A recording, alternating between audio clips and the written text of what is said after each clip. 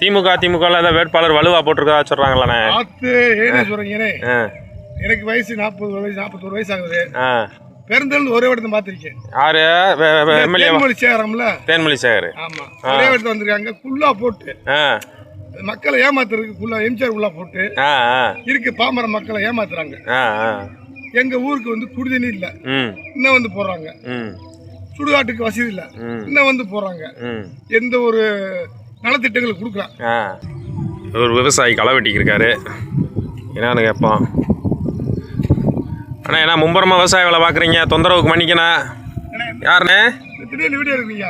ஆமா, எடுப்போம். அதான் விவசாயி நிலைமை என்னன்னு கேட்போம் தான். எங்கண்ணே விவசாய நிலம் விவசாய பூரா கெட்டிக்கே வந்துருக்காங்க. இருக்கு அரசியல் வந்து ஒரு நாட்டை இருக்கீங்க. என்னங்க எடுத்த அரசியல்லாம் தெரியுது விவசாயிக்கு. பரவாயில்ல, மண்டை கட்டும் பயங்கரமா இருக்கு.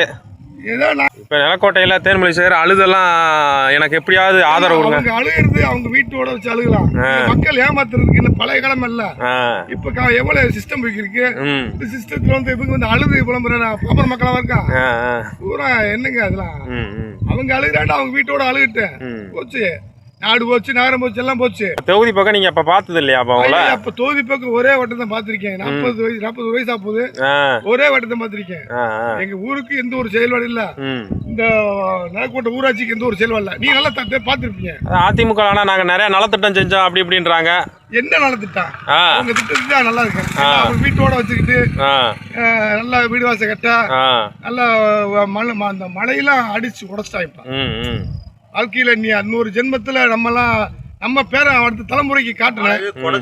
ஆமா, குறைஞ்சு வச்சிருக்காங்க. இதெல்லாம் என்னதான் சொல்லிருந்து தெரியல. இது ஒவ்வொரு மாவட்டமும் ஒவ்வொரு மாவட்ட அதிகாரிகளும் கொஞ்சம்